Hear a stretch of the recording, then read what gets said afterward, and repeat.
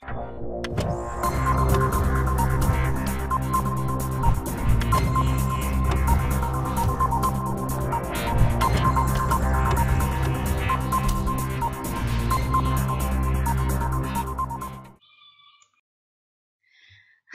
Assalamualaikum warahmatullahi wabarakatuh dan salam sejahtera.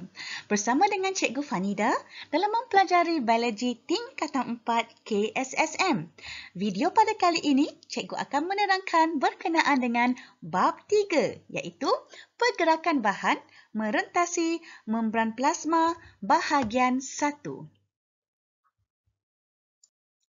Baiklah, pada akhir pembelajaran, anak-anak dapat 3.1 struktur membran plasma, mewajarkan keperluan pergerakan bahan merentasi membran plasma, memerihalkan komponen membran plasma dan fungsinya berdasarkan model Mosaic bendalir, melukis dan melabelkan komponen membran plasma berdasarkan model Mosaic bendalir dan menghuraikan ketelapan membran plasma.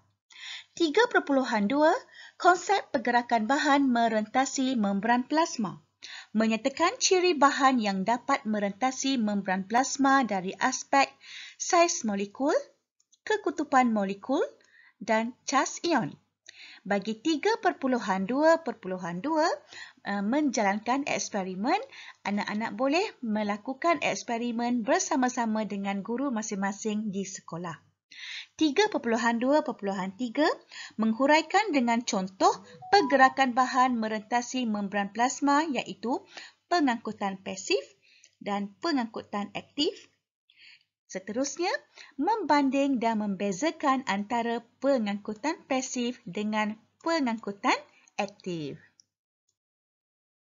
Baiklah, cikgu mulakan dengan 3.1 struktur membran plasma. Keperluan pergerakan bahan merentasi membran plasma. Sel hidup memerlukan bahan dari persekitaran luar untuk menjalankan proses hidup. Pada masa yang sama, proses metabolisme dalam sel menghasilkan bahan buangan yang perlu disingkirkan daripada sel. Bagi meneruskan proses hidup, sel mesti membenarkan sesetengah bahan masuk dan keluar daripada sel. Pergerakan bahan masuk dan keluar sel dikawal atur oleh membran plasma. Struktur membran plasma. Menurut model Mosaic bendalir, molekul protein terapung dalam dua lapisan fosfolipid membentuk satu corak mozaik yang sentiasa berubah-ubah. Setiap molekul fosfolipid terdiri daripada bahagian kepala berkutub yang bersifat hidrofilik, iaitu bahagian yang tertarik kepada air. Kedua, bahagian ekor tidak berkutub yang bersifat hidrofobik, yang mana bahagian ini tidak tertarik kepada air. Kita lihat gambar rajah di sebelah.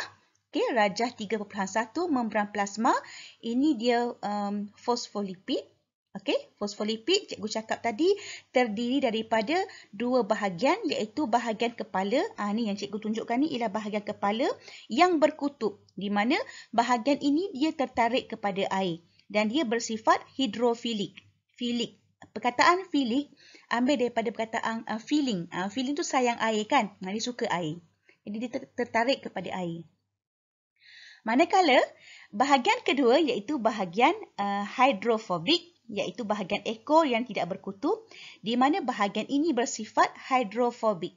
Hidrofobik, fobik, fobia. Hidro air, fobik, fobia, fobia air. Bermakna dia takut air. Bermakna dia tak tertarik kepada air.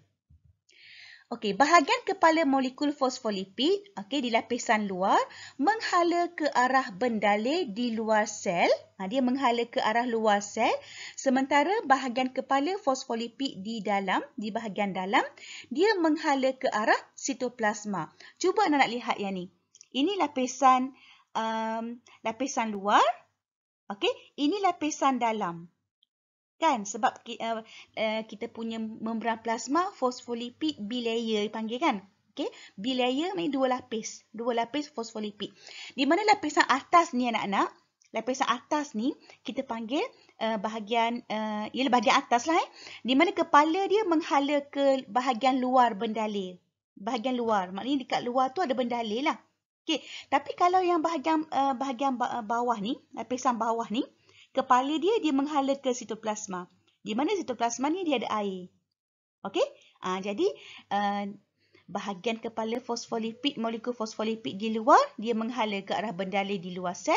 Manakala bahagian ni, bahagian bawah ni, lapisan dalam dia menghala ke arah sitoplasma. Apa yang menghala tu? Kepala dia. Okey? Jelas ya? Bahagian ekor pula, bahagian ekor molekul fosfolipid, kedua-dua lapisan dia menghadap antara satu sama lain. Yang lapisan ni anak-anak, lapisan ni ekor dia yang ni kan. Dan lapisan ni pula ekor dia yang ni kan. So, ekor lapisan atas dengan ekor lapisan bawah, dia menghadap antara satu sama lain. Itu ekor. Okey, boleh ya? Okey, baiklah seterusnya.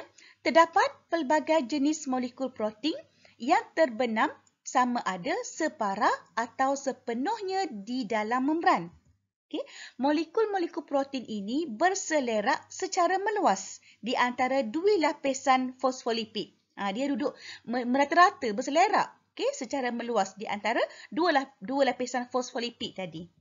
Okay. Molekul protein yang mempunyai liang. Kalau molekul protein yang mempunyai liang atau dia terusan, atau dipanggil terusan, liang ataupun terusan, disebut protein liang.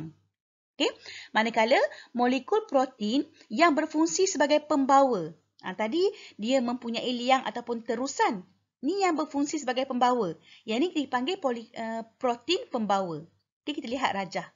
Kalau yang macam ni, yang macam ada terusan liang, ini kita kenali sebagai protein liang. Kalau yang macam ni ada macam bentuk kat sini, dia macam berfungsi sebagai pembawa, ini dikenali sebagai protein pembawa. Okey. Okey, baiklah seterusnya tengok pula. Sesetengah protein dan lipid mengandungi rantai karbohidrat terlekat padanya dan disebut glycoprotein dan glycolipid. Cuba anak-anak tengok dekat rajah di sebelah. Cikgu dah bulatkan. Ini glycoprotein. Ini dia glycoprotein. Okey. Dia mengandungi rantai karbohidrat yang terikat. Inilah rantai karbohidrat ni yang warna kuning ni. Macam bentuk heksagon ni. Okey. Ini pula glycolipid. Yang cikgu dah bulatkan ni. Okey. Ini glycolipid. Kemudian, glycoprotein dan glycolipid bertindak sebagai molekul reseptor untuk hormon seperti insulin, menstabilkan membran dengan membentuk ikatan hidrogen bersama air dan bertindak sebagai antigen bagi membolehkan pengecaman sel.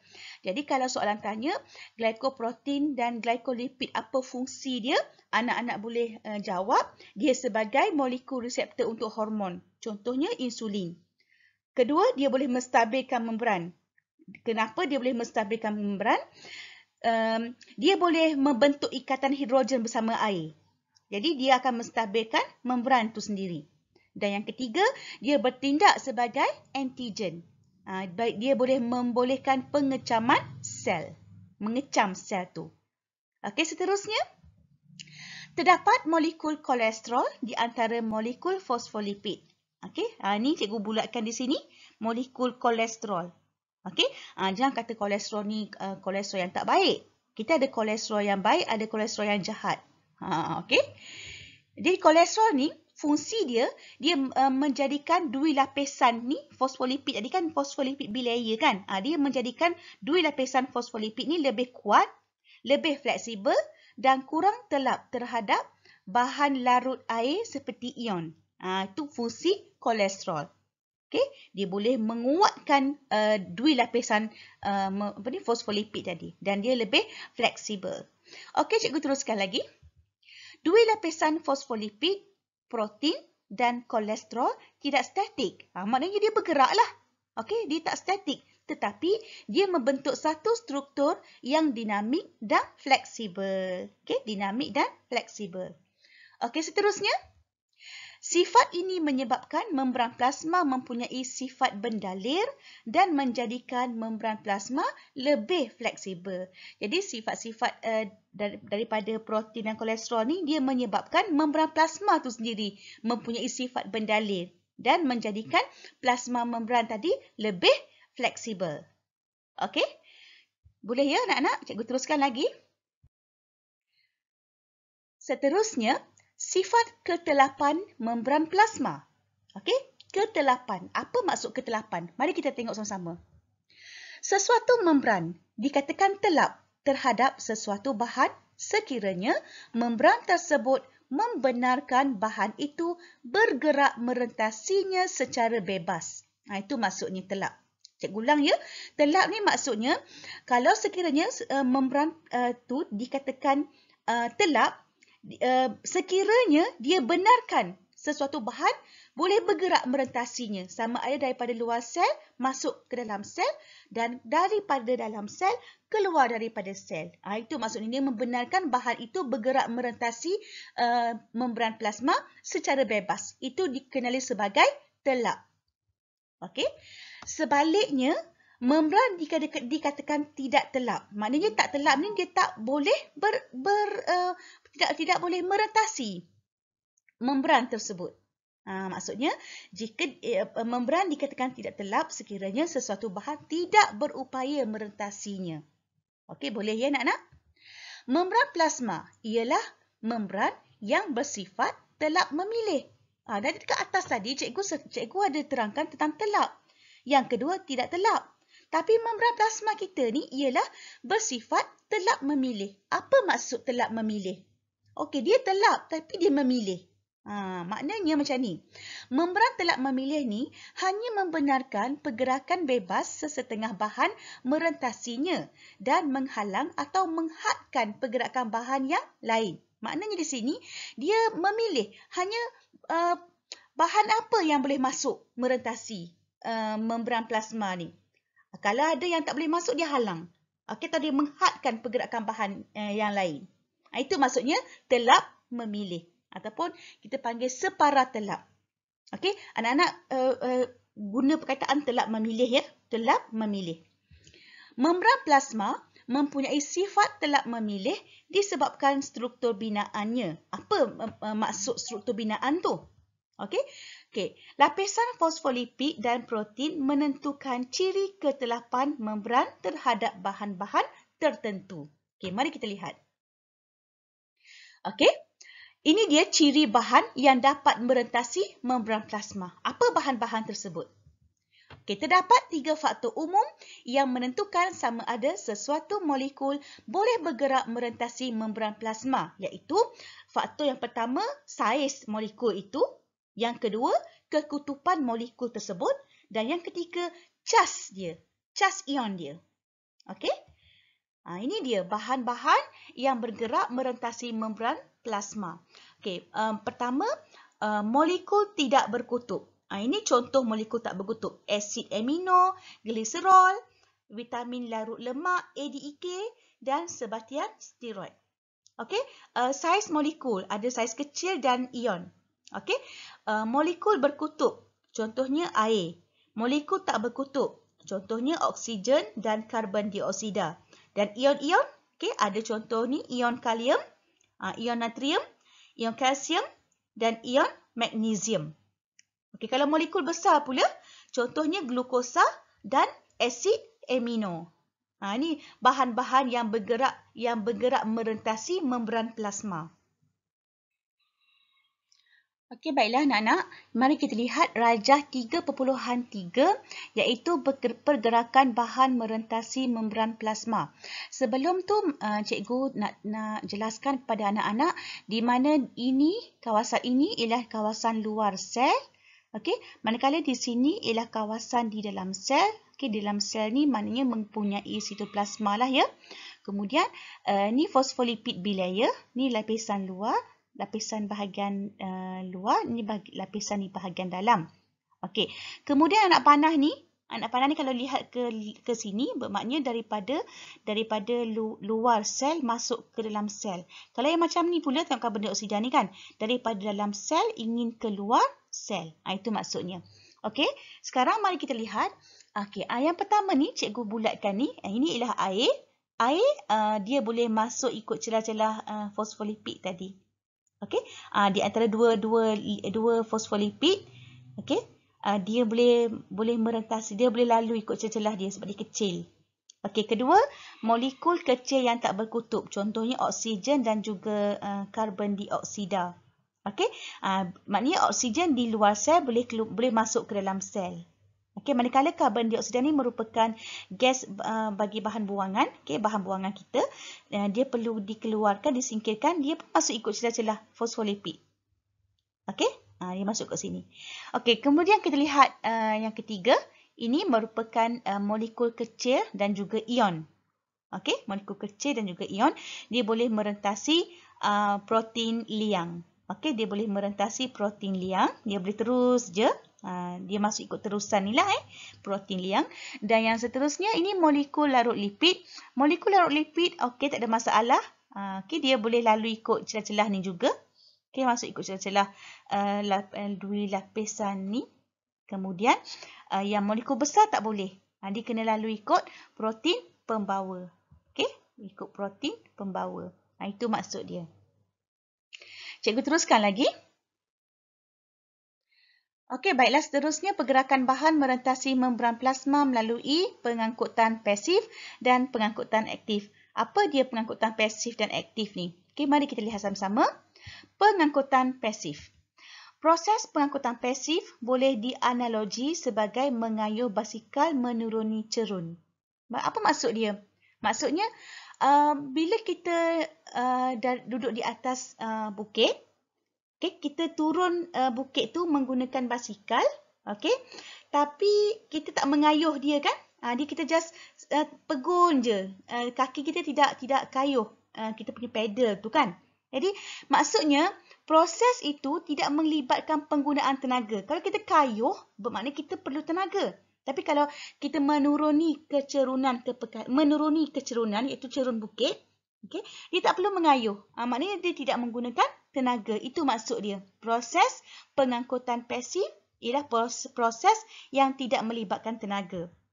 Okey, contoh-contoh proses pengangkutan pasif ni ialah resapan ringkas, okey, osmosis, resapan berbantu. Itu contoh-contoh dia. Okey, seterusnya. Baiklah, resapan ringkas. Apa dia resapan ringkas ni anak-anak? Resapan ringkas ni bermaksud pergerakan molekul atau ion dari kawasan berkepekatan tinggi ke kawasan yang berkepekatan rendah, iaitu molekul bergerak menuruni kecerunan kepekatan sehingga keseimbangan dinamik dicapai. Okey? Hal ini berlaku sama ada melalui membran plasma ataupun tidak. Molekul larut lipid, iaitu asid lemak dan gliserol, okay, oksigen serta karbon dioksida meresap melalui dua lapisan fosfolipid secara resapan ringkas. Itu maksud dia. Okey, mari kita lihat gambar rajah 3.4, resapan ringkas melalui dua lapisan fosfolipid. Okey, kita ambil contoh oksigen ya, bahan larut. Kita ambil contoh oksigen. Kita bilang dulu oksigen di kawasan luar sel ni. Okey, ni luar, ni dalam. Okey, maknanya di luar sel ni oksigennya berkepekatan tinggi. Apa maksud berkepekatan tinggi? Okey, mari kita bilang 1, 2, 3, 4, 5, 6, 7, 8, 9. So, di sini 9 oksigen. Okey, di sini pula bahagian ni pula. Kita bilang oksigen. 1, 2, 3. Maknanya di sini 3. Ini maksud di bahagian ni, okey, di bahagian ni oksigennya ialah kepekatannya tinggi. Nak dibandingkan dengan kawasan ni. Oksigennya berkepekatan rendah. Faham tak maksud dia? 9 dengan 3. Okey, ini maksudnya kepekatan tinggi dengan kepekatan rendah. Jadi kawasan yang berkepekatan tinggi, molekulnya dia akan bergerak menuruni kecerunan kepekatan. Okey, dia akan bergerak pergi ke kawasan yang kurang pekat. Okey, sehinggalah keseimbangan dinamik dicapai. Maknanya dia akan berhenti pergerakan tu apabila keseimbangan telah berlaku. Okey, kedua-duanya kepekatannya dah sama. Okey, dah seimbang. Itu maksud dia. Okey, cikgu teruskan lagi. Osmosis. Apa dia osmosis? Osmosis ni ialah proses pengangkutan pasif yang serupa dengan resapan ringkas tadi. Tapi osmosis ni dia hanya melibatkan molekul air. Jadi kalau apa-apa pergerakan molekul air, anak-anak tolong ingat. Ini dikenali sebagai osmosis. Sangat penting. Okey, anak-anak yang mengambil biologi, osmosis ni memang satu orang kata perkara yang penting lah, perkara yang perlu anak-anak faham. Dan kita akan jumpa lagi osmosis dekat bahagian-bahagian di bahagian chapter lain-lain lah. Okay, osmosis ni dia pergerakan bersih air, pergerakan bersih molekul air secara rawak dari kawasan keupayaan air tinggi, maknanya kawasan itu kepekatan bahan telarut dia rendah.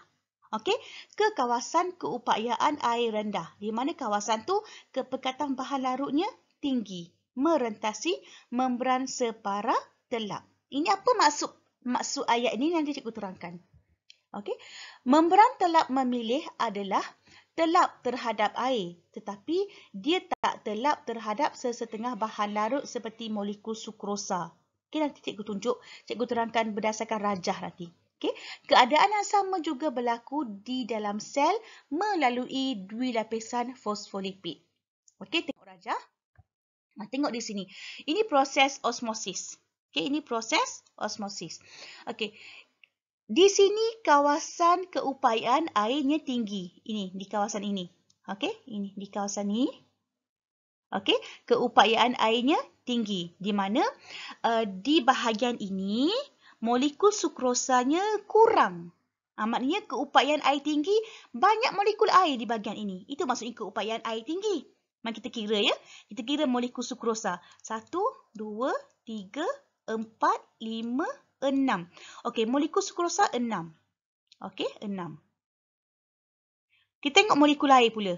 1, 2, 3, 4, 5, 6, 7, 8. Molekul air 8. Okey, cuba tengok di bahagian ini pula. Okey, bahagian ni. Bahagian ni maksudnya keupayaan air rendah. Maknanya airnya sikit. Okey, molekul airnya sikit. Okey, 1, 2. Molekul air 2 saja. Tapi molekul sukrosanya banyak. Tengok ni bulat-bulat ni. Okey, banyak. Itu maksudnya keupayaan air tadi. Keupayaan air tinggi bermaksudnya bahan telarutnya sikit. Molekul air yang banyak. Keupayaan air rendah, bahan telarutnya banyak, tinggi, tapi molekul airnya kurang. Okey, jadi dia akan melakukan proses osmosis sehinggalah keseimbangannya dinamik. Okey, di mana di sini tengoknya ini ada macam telap memilih. Okey, membran telap memilih. Ni membran telap memilih. Dia hanya membenarkan air saja yang melaluinya. Okey, mari kita bilang molekul air. 1, 2, 3, 4, 5. Okey, yang ni pula 1, 2, 3, 4, 5. Ni dah mencapai keseimbangan dinamik. Okey, jadi bermakna kawasan ini dengan kawasan ini kepekatannya sudah sama. Tapi kalau anak-anak lihat di sini, molekul airnya ataupun paras airnya berkurang berbanding di sini. Sebab apa? Sebab air di kawasan ini telah bergerak merentasi membran separa telap pergi ke kawasan ini. Jelas tak?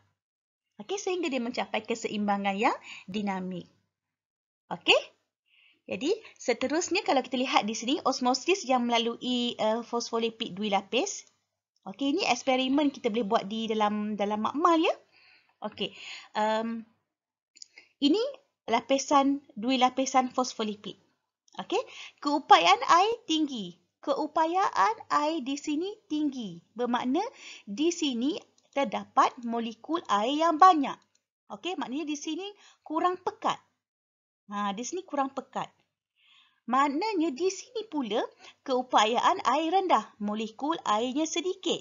Okey, tetapi bahan larutnya banyak. Faham? Di sini kawasan ini dikenali sebagai kawasan yang lebih pekat. Okey? Jadi, molekul air di luar, di sini, bahagian yang banyak ni, molekul air yang banyak ni, dia akan masuk merentasi membran plasma. Okey? Dua lapisan fosfolipid ni. Okey? Masuk ke sini. Sehinggalah tercapai keseimbangan dinamik. Maksud cikgu, molekul air di bahagian ini dengan bahagian ini sama. Dah sama dah. Dah tak ada dah kecerunan kepekatan. Dah tak ada perbezaan kecerunan. Okey. Maka osmosis pun selesai. Berhenti. Okey? Dah okey dah. Sehingga mencapai dinamik. Keseimbangan dinamik. Okey, boleh faham ni anak-anak? Okey, cikgu teruskan lagi. Seterusnya, resapan berbantu. Apa dia resapan berbantu ni? Okey. Resapan berbantu bermaksud bahan yang tak larut dalam lipid. Bahan yang tak larut dalam lipid seperti ion serta molekul bersaiz besar seperti asid amino dan juga glukosa tak dapat bergerak merentasi dua lapisan fosfolipid. Maknanya dia tak boleh bergerak ikut celah-celah tu kan. Jadi dia perlu bantuan. Okey, dia perlu bantuan. Siapa yang bantu dia? Okey, bahan ini bergerak merentasi membran dengan bantuan protein pengangkut. Okey, protein pengangkut.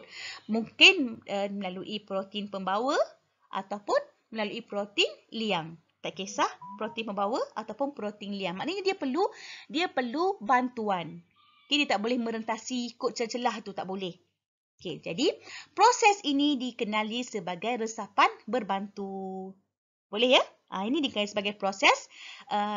Gerakan ini dikenali sebagai resapan berbantu. Resapan berbantu tidak memerlukan tenaga kerana protein pengangkut mengangkut bahan-bahan tersebut menuruni kecerunan kepekatan. Maksud cikgu, sebagai contoh, kalaulah asid amino di bahagian luar sel banyak, di dalam sel sedikit, dan asid amino tu perlu masuk ke dalam sel, maka di luar lebih pekat kecerunan dia, di dalam kurang kepekatan dia, maka dia boleh meresap melalui protein pembawa ataupun protein liang. Dia boleh meresap masuk ke dalam sel tanpa perlu tenaga. Dia tak perlu tenaga. Sebab apa? Sebab ini dikenali sebagai pergerakan dia menuruni kecerunan kepekatan. Dari kawasan yang berkepekatan tinggi ke kawasan yang berkepekatan rendah. Okey. Okey, proses ini berterusan sehingga keseimbangan dinamik tercapai apabila kepekatan bahan adalah sama pada kedua-dua belah membran. Luar dan dalam dah sama, so dia akan mencapai keseimbangan dinamik. Okey. Seterusnya, ini contoh rajah 3.7 ni, resapan berbantu melalui protein liang dan juga protein pembawa. Tengok di bahagian ni kita katakan ni di bahagian luar, ini bahagian dalam. Okey, di bahagian dalam. Tengok ion ni, ion merah ni 1 2 3 4 5 6. 1 2 3. Maknanya dekat luar lebih tinggi kepekatannya dan di bahagian dalam lebih rendah kepekatannya. So pergi tinggi pergi ke rendah tak perlu tenaga. So dia boleh melalui ion boleh melalui protein liang. Sama juga dengan glukosa. Di luar lebih tinggi kepekatannya berbanding di dalam sel, maka dia boleh masuk ke dalam sel melalui protein pembawa. Okey. Protein liang mempunyai liang ataupun terusan untuk membolehkan molekul kecil terlarut serta ion meresap merentasi membran plasma. Liang ni dia mengandungi ciri-ciri dalaman yang spesifik yang hanya membenarkan ion tertentu sahaja melaluinya. Okey, protein pembawa ni pula mempunyai tapak tapak yang spesifik dan dia hanya boleh bergabung dengan molekul tertentu sahaja. Misalnya, molekul glukosa hanya boleh bergabung dengan tapak spesifik pada protein pembawa glukosa sahaja. Jadi, dekat banyak bahagian-bahagian kita punya membran sel ni, ada banyak sangat protein pembawa. Dan protein pembawa itu spesifik. Dia membawa tapak yang spesifik. Kalau glukosa, dia bergabung dengan tapak spesifik bagi protein pembawa glukosa sahaja. Dia tak boleh pergi mengguna protein pembawa yang membawa asid amino. Tak boleh. Sebab protein pembawa ni dia ada tapak yang spesifik. Kalau tapak tak sama, dia tak boleh bergabung. Tak boleh bergabung. Jadi, protein pembawa boleh lalu saja, boleh lalu. Tapi dengan syarat bahan mesti spesifik dengan tapak protein pembawa. Baru boleh lalu. Okey, boleh faham ya? Okey, proses pergerakan molekul glukosa merentasi membran plasma berlaku secara resapan berbantu. Okey, mari kita lihat rajah 3.8 ni. Kepekatan glukosa di luar sel lebih tinggi daripada sitoplasma. Cikgu dah cakap tadi kan. Cikgu ulang saja ni. Di luar sel 1, 2, 3, 4, 5 di luar. Okey. Kemudian dia kena masuk ikut tapak yang spesifik. Tapak spesifik ni tapak pembawa protein pembawa lah ya. Okey, protein pembawa. Kemudian, tengok tu, dia masuk, dia bergabung. Okay, dia bergabung dengan tapak spesifik pada protein pembawa. Okay, dia bergabung di sini. Kemudian, kita lihat ni, protein pembawa berubah bentuk. Tengok ni, daripada dia buka kat luar, kat sini, dia benarkan glukosa masuk dan bergabung pada tapak aktifnya, pada tapak yang spesifiknya. Kemudian, dia berubah bentuk. Ni pula dia buka. Kat sini pula dia buka. Untuk membolehkan molekul glukosa melalui protein pembawa dan masuk ke dalam sel. Okey, dia akan masuk ke dalam sel. Okey, seterusnya, ini dia. Protein pembawa ni, dia akan kembali ke bentuk asal dia. Okey, supaya dia boleh bergabung ataupun mengangkut glukosa yang lain. Tapi hanya glukosa je lah. Sebab dia ada apa cikgu tadi? Dia ada, cikgu cakap apa tadi? Dia ada tapak. Dia ada tapak apa? Tapak spesifik. Okey. Seterusnya, pengangkutan aktif. Pergerakan bahan merentasi membran plasma juga boleh berlaku melalui pengangkutan aktif. Apa dia pengangkutan aktif? Pengangkutan aktif mempunyai ciri-ciri tersebut.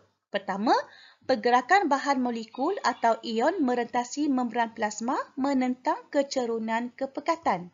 Kedua, memerlukan tenaga daripada molekul ATP ataupun adenosine trifosfat yang dijana semasa respirasi. Dan yang ketiga, memerlukan protein pembawa yang spesifik yang mempunyai tapak spesifik untuk bergabung dengan molekul atau ion. Dan yang keempat, protein pembawa juga mempunyai tapak untuk bergabung dengan molekul ATP. Protein pembawa berubah bentuk apabila kumpulan fosfat bergabung kepadanya, kemudian ion atau molekul atau ion bergabung merentasi membran. Cikgu terangkan yang ni satu persatu. Untuk pengetahuan anak-anak, kalau pengangkutan aktif, dia menentang kecerunan kepekatan. Itu yang perlu anak faham. Okey, dan bila dia menentang kecerunan kepekatan, dia perlu tenaga. Ibaratnya tadi kalau anak-anak naik basikal, turun bukit, naik basikal kan, pakai basikal nak turun bukit, tak perlu kayuh kan. Itu tak perlu kayuh, maknanya tak perlu tenaga. Itu pengangkutan pasif. Yang ni pula nak naik bukit, naik basikal, okey, menggunakan basikal, naik bukit. Apa yang kita kena buat? Kita kena kayuh sekuat hati kita, betul tak? Kalau tak naik. Ataupun kita nak daki, nak daki bukit, kita kena daki menggunakan tenaga. Betul tak? Jadi, kalau guna tenaga, itu maksudnya pengangkutan aktif. Analogi yang macam tadilah. Dengan naik basikal, dengan naik basikal untuk menaiki bukit dengan menuruni bukit. Kalau menuruni bukit, pengangkutan pasif. Kalau menaiki bukit, kita kena kayuh, kita perlu tenaga. Itu pengangkutan aktif. Analogi yang senang. Okey, seterusnya. Dia perlu protein pembawa yang spesifik. Dia tak boleh ada protein liang. Tak ada. Dia pakai protein pembawa je. Okey, dia pakai protein pembawa. Pengangkutan aktif ni dia pakai protein pembawa. Okey, seterusnya. Pengangkutan aktif mengakibatkan pengumpulan atau penyingkiran molekul atau ion dalam sel. Dia boleh mengakibatkan pengumpulan atau penyingkiran molekul atau ion di dalam sel. Protein pembawa yang terlibat dalam pengangkutan aktif biasanya dikenali sebagai pam. Maknanya dia perlu pam keluar. Okey, misalnya kalau dalam sel haiwan, protein pembawa yang mengangkut ion natrium keluar sel dan ion kalium ke dalam sel. Natrium nak keluarkan, kalium nak masukkan. Yang ni dikenali sebagai pam natrium kalium. Nanti cikgu terangkan. Okey, ini dikenali sebagai pam natrium kalium. Boleh ingat ya, betul ingat istilah ni pam natrium kalium. Ini dia. Ini dia rajah 3.9 pam natrium kalium. Cuba lihat yang pertama. Bendalai di luar sel. Okey, ni bendalai di luar sel. Natrium dia kepekatannya tinggi. Sebab kita tengok bilangan dia. 1, okey, 1, 2, 3. Okey. Di sini pula natriumnya rendah. Tapi yang rendah nak keluar, pergi ke tinggi. Jadi dia perlu tenaga. Okey, dia perlukan tenaga. Maknanya dia telah menentang kecerunan kepekatan. Betul tak? Dia menentang kecerunan kepekatan. Kita ikut kecerunan kepekatan. Jadi, kepekatan natrium di dalam sitoplasma ni rendah. So, apa yang berlaku? Molekul ATP. Molekul ATP ni tenaga lah ya. Ni ATP, kita dah dapatkan tenaga. Tenaga ni hasil daripada respirasi sel yang menghasilkan tenaga. Okey, molekul ATP akan terurai kepada ADP. T3-phosphate, adenosina 3-phosphate, dia akan terurai dulu menjadi adenosina D-phosphate. D-phosphate, D tu maksudnya 2. Dan fosfat yang kedua, 1, 2, 3 kat sini. Dia dah keluarkan 1. Jadi ada fosfat kat sini. Okey, jadi fosfat ini, kalau ikutkan dia ada campur kat sini. ADP plus P. Kalau ikut di sini ATP, 3-phosphate. Di sini dia dah terurai menjadi ADP plus P. P ni akan terikat kepada protein pembawa. Faham ya? Maknanya P ni dah terikat kepada protein pembawa. Kita lihat yang nombor 3. Okay, tengok. Ikatan fosfat tadi yang terikat pada protein pembawa, dia akan membekalkan tenaga kepada protein pembawa. Dia akan bagi tenaga. Pembawa protein, maknanya fosfat ni tenaga lah. Okay? Dia akan memberi pengubah suaian bentuk protein pembawa, lalu ion natrium diangkut keluar melalui protein pembawa ke luar sel. Daripada ion natrium di dalam sel, boleh keluar melalui protein pembawa di keluar sel. Faham ya anak-anak? Okey, seterusnya. Yang keempat. Bendalai keluar. Okay, kita tengok kalium pula. Kalium, okay, kalium di luar sel kurang. Di dalam sel dah tinggi, dah banyak dah. Okay, yang kat luar ni walaupun di dalam dah banyak tapi nak masuk juga. Jadi dia menentang kecerunan. Bila sebut menentang kecerunan, dia perlu tenaga. Cikgu terangkan tadi kan. Bila dia perlu tenaga, kita ada ATP. Kan? Kita perlu ada ATP. So, ATP perlu apa tadi sayang? ATP perlu tukar ATP. Okay. ATP. Okay. Perlu diuraikan menjadi ADP. Okay. Plus P. Jadi, P ini akan melekat pada ni protein pembawa. Okey, dia akan melekat pada protein pembawa dan dia akan membekalkan tenaga supaya protein pembawa ini boleh mengubah bentuk supaya kalium di luar sel, kalium di luar sel boleh masuk ke dalam sel walaupun kepekatan kalium di dalam sel tu dah tinggi. So, 2 ion kalium dari luar sel bergabung membentuk protein pembawa. Okey, bergabung dengan protein pembawa. Kemudian, kumpulan fosfat meninggalkan protein pembawa. Dah settle. Okey. Tengok ni, kehilangan kumpulan fosfat mengembalikan bentuk asal protein pembawa. Kehilangan kumpulan fosfat mengembalikan bentuk asal protein pembawa. Kemudian, ion kalium diangkut melalui protein pembawa ke dalam sel. Terdapat sejenis lagi pam iaitu pam proton. Contohnya pam proton yang terdapat pada sel epitelium yang melapisi rongga perut. Okey, pam proton menyebabkan kandungan perut berasid. Tenaga daripada ATP membolehkan ion hidrogen diangkut melalui protein pembawa iaitu pam proton ke luar sel. Kan perut kita berasid, asid kan dia ada H positif. Okey.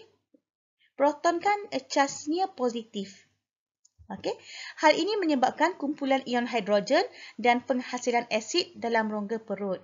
Mekanisme pam proton digambarkan dalam rajah 3.10. Kita lihat di sini. Ini pam proton. Okey, sitoplasma pH tinggi, kepekatan ion hidrogennya rendah. Okey. Kemudian kita berikan ATP kepada protein pembawa, maka hidrogen boleh melalui masuk ke dalam bahagian bendalai luar sel. Okey. Maka hidrogen ni boleh masuklah, pergi daripada kawasan yang berkepekatan tinggi ke kawasan yang berkepekatan rendah ke kawasan yang berkepekatan tinggi. Okey, ni pam proton. Baiklah anak-anak, mari kita lihat perbezaan dan perbandingan, iaitu persamaan dan perbezaan antara pengangkutan pasif dan pengangkutan aktif. Kita lihat dulu persamaan. Pertama, kedua-duanya mengangkut bahan merentasi membran plasma. Dan kedua-duanya berlaku melalui membran telak memilih. Okey, kita lihat perbezaan bagi pengangkutan pasif. Okey, berlaku sehingga keseimbangan dinamik tercapai, berlaku mengikut kecerunan kepekatan, tidak memerlukan tenaga. Manakala pengangkutan aktif memerlukan tenaga. Yang ni sama dengan yang ni. Tak perlu tenaga manakala untuk pasif, manakala aktif perlu tenaga. Okey, kalau yang ni pula, kalau pengangkutan aktif ni, pengangkutan pasif ni berlaku ikut kecerunan kepekatan. Kalau aktif berlaku menentang kecerunan kepekatan. Okey, yang terakhir sekali, kalau pengangkutan pasif berlaku sehingga mencapai keseimbangan dinamik. Tapi kalau pengangkutan aktif berlaku pengumpulan dan penyingkiran molekul ataupun ion. Dia berlaku kumpul ataupun singkir molekul atau ion tersebut.